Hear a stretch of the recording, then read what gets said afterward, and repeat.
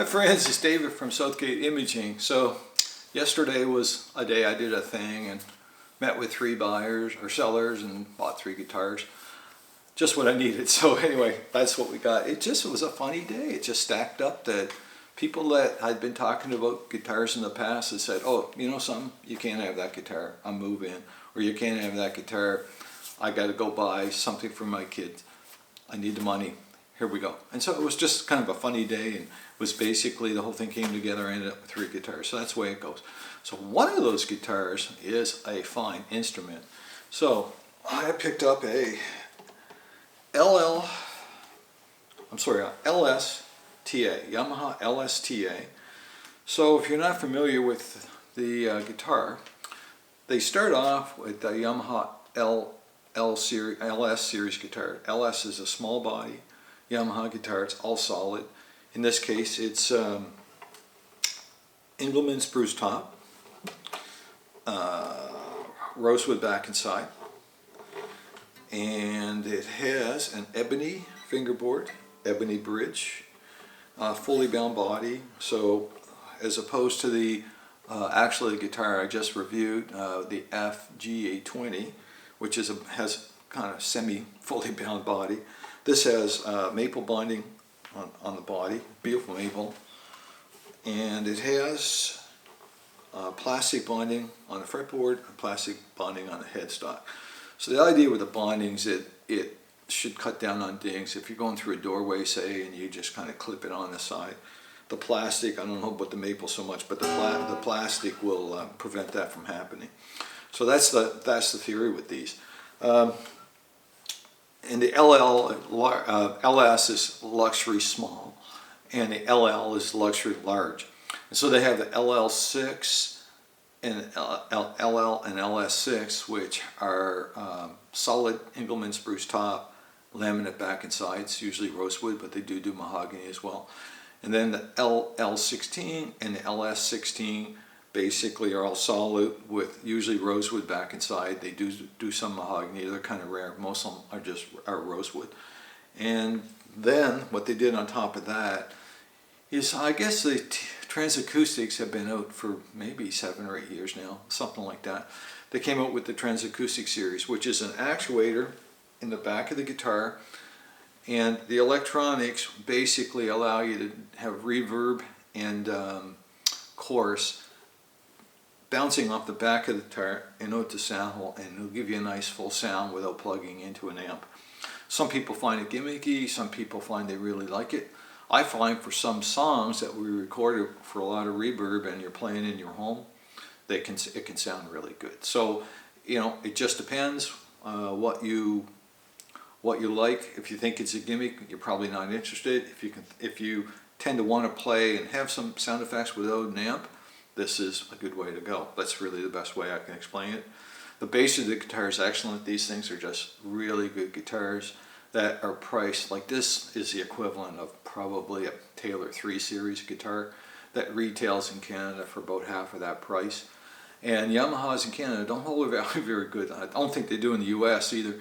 And you can buy these used at just spectacular deals compared to an equivalent 3 Series Taylor. That's probably, I think, is probably one of the best comparables in that range. I don't really know of a Martin that's going to be comparable because the Martins generally aren't as bright. They got a different sound, but a Taylor and this are probably somewhat close in sound. So that's what you're going to get. Overall, excellent guitar. It came actually strung with brand new D'Addario XS strings, extended life strings, which are great strings. And it was just set up at Long McQuaid. The guy, when you buy a guitar at Long McQuaid, you get a performance warranty. And during the performance warranty, you can get a setup done. So the setup was just done at kind of the end of his performance warranty. So there's really no problem with guitars. I usually like the setup process, so I don't have to do anything with this one. Just sit down and play it and enjoy it, which I plan on doing. So let's walk through some playing examples, and then we'll just have some concluding thoughts.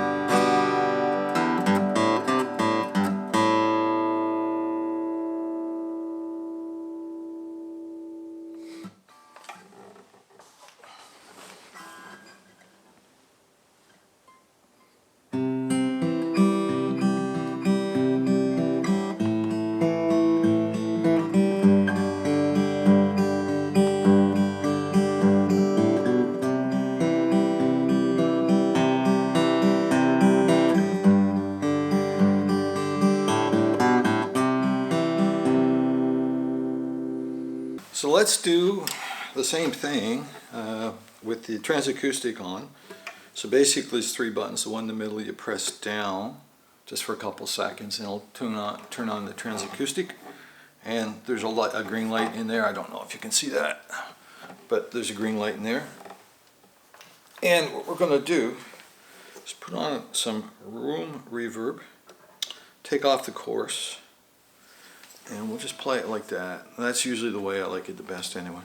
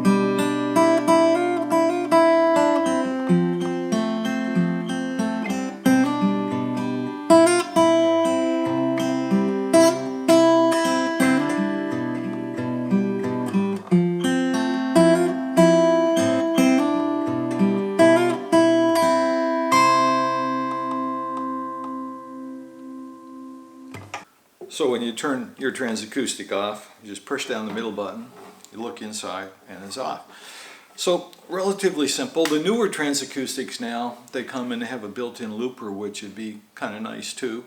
Then you're getting to the point where, well, why not just be playing this all through an amp? The biggest thing is you can sit in your sofa without an amp and do it. The new TransAcoustic 2, I guess they're called, with the looper is a totally different guitar, and these are such a nice guitar, and so there's some good values out there right now. These are a quality guitar. When you're playing this, and it feels like a premium guitar, it's hard to say, like it's just like it just has that premium feel, and that's kind of what you're paying for. They're just a fantastic thing. To me, is it worth to go up to the one with the built-in looper? I would have to be maybe performing, and then yeah, maybe there's actually a button here that you can control the looper from. I don't know. I haven't tried one yet, I guess, and that's what you have to do. But as far as for the money, these used are going to be half of the money of the one with the looper. So is it worth that kind of money for the looper? I don't think so. The most useful effect is really the reverb. The chorus I'm not really big on. Every now and then you'll have a song and say, oh, I could play that, and it does have chorus in it in the recording, and you can say, oh, let's try that. But overall, these are just a phenomenal guitar. You're going to see more of it in future videos from me. I won't have to do a setup video because it really didn't need a setup. The interesting thing with the setup, the guy I bought it from was just thrilled with the setup. And I find when you go to Long McQuaid, they'll do a good setup, but you're going to get a very generic setup. And this could be better. It could be lower. And I may tweak it, I may not. I know that when I go to a jam, if you go too low and they start banging on guitars, you'll get your buzzing. So we'll see. It's set up pretty good. For my playing, it's not exactly where I'd want it, but it's still pretty good. It's kind of like asking a mechanic about what does he think about the way this car was repaired. You're always going to find something.